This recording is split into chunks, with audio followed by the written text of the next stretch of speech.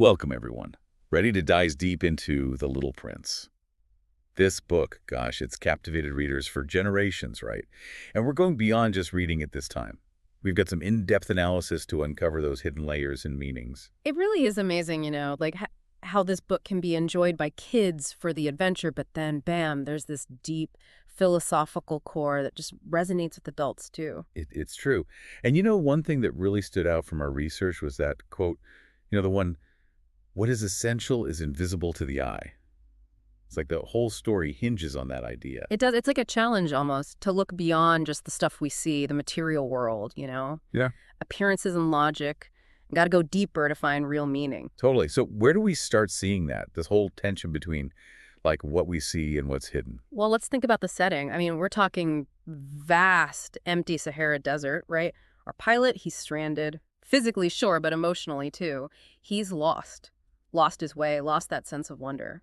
Oh, that's so true. The desert isn't just some random place. It's like symbolic of what's going on inside the pilot, isn't it? Like a spiritual desert he's got to cross. Exactly. And then, bam, out of nowhere, it's the Little Prince, this symbol of pure imagination, childlike curiosity. It's like the prince is there to help the pilot find that wonder again. Speaking of the prince, he doesn't see the world the same way as everyone else, does he? Not at all. He's constantly asking questions, questioning everything, reminding us that the big stuff, the important things, you can't see them or measure them. And he's on this journey, right? Planet to planet, meeting all these strange adults. Oh, those planets. Each one is like a little funny jab at the flaws of grown-ups.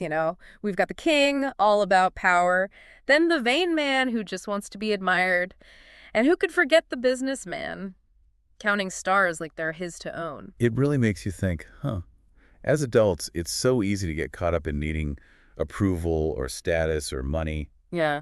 and forget what really matters. It's true. And our source even mentions that each planet is smaller than the last.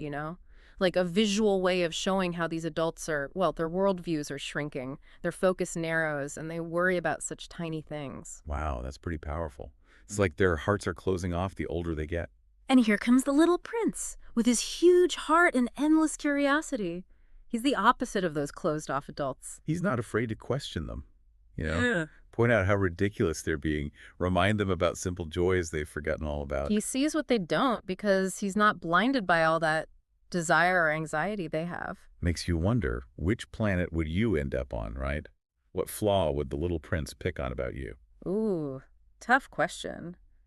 I think we've all got a little bit of each of those characters in us. The important thing is to, I guess, recognize it and then try to see things from the Little Prince's point of view. Like, embrace that sense of childlike wonder, and remember, what is essential is invisible to the eye. Right. And you know what? Speaking of things that are essential, let's talk about the Little Prince's relationships, the rose and the fox. Those encounters really shape how he understands love, friendship, real connection. It's true, when you think about all those uptight adults he meets, his relationships really stand out. Yeah, especially with the rose, right? She's beautiful, obviously, but kind of a lot, demanding, maybe even a little vain. Definitely not the easiest person to love. But the prince, he really cares for her. And that's what makes it interesting, I think. Like, our source points out how the rose, she's the symbol of love that's, well, it takes work. Patience, sacrifice, the whole 9 yards. It's like that quote, right? It is the time you have wasted for your rose that makes your rose so important. Exactly. It's not just, those fleeting feelings or how pretty something looks. Real love, it's about commitment. You got to be responsible, put in the time, for something you truly care about. So, even though she's prickly, he still treasures her. They've built this bond, right? Exactly. And speaking of bonds, that's where the Flowies comes in. Oh, the fox. I love him. He's so wise.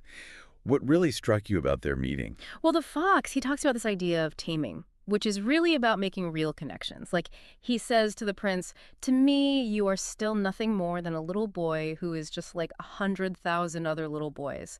And I have no need of you, and you, on your part, have no need of me. To you, I am nothing more than a fox like 100,000 other foxes. But if you tame me, then we shall need each other.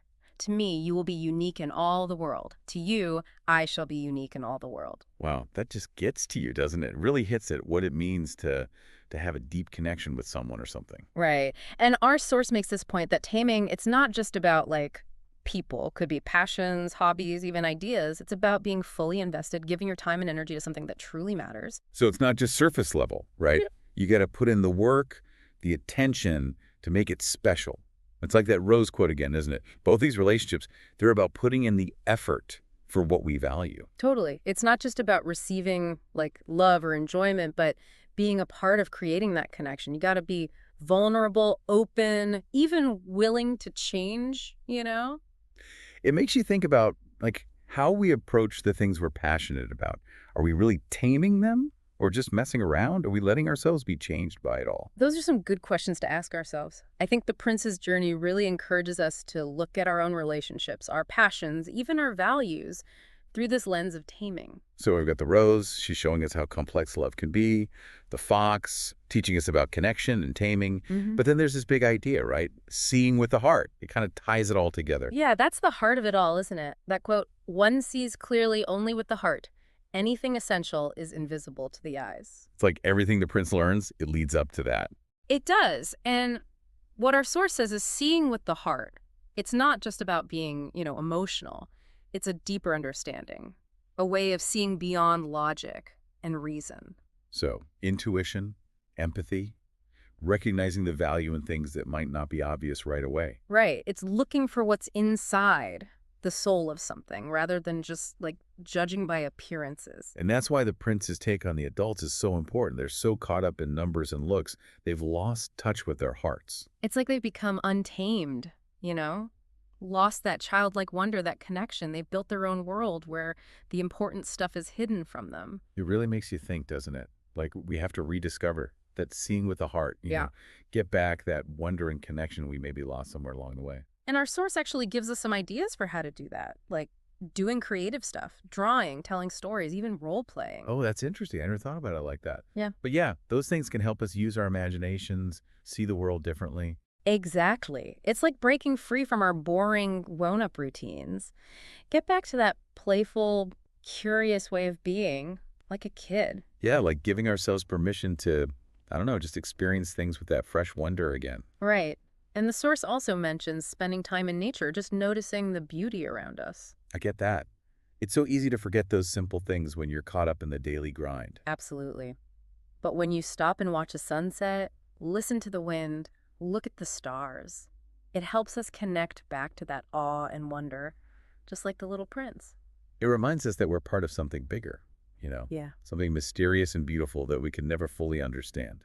And maybe that's the big takeaway from The Little Prince. It's not about having all the answers or fixing everything. It's about how you live, how you see the world, embracing that wonder, the empathy, the search for meaning. Remembering that the really important things, you can't always see them with just your eyes. Exactly. And even the pilot, he's a grown man. He's lost touch with his imagination, but meeting the little prince changes him. Our source really points that out. He starts to see the world in a new way, discovers beauty and wonder that was there all along. And that's what the little prince offers all of us. It's an invitation to reconnect with our hearts, to tame what really matters to us, and to never stop looking for what's essential, even if it's hidden. So to wrap things up, I want to leave you with this. If the little prince visited you today, what would amaze him about your world? What hidden beauty would he show you? What truth would he remind you of? Maybe that's the best way to honor this story, to live our lives with that curiosity, that wonder, and that openness to the magic all around us. To see the world like he did, with a heart full of love and a mind that's ready for anything. Thanks for joining us on this deep dive, everyone. And until next time, keep searching, keep wondering, keep diving deep.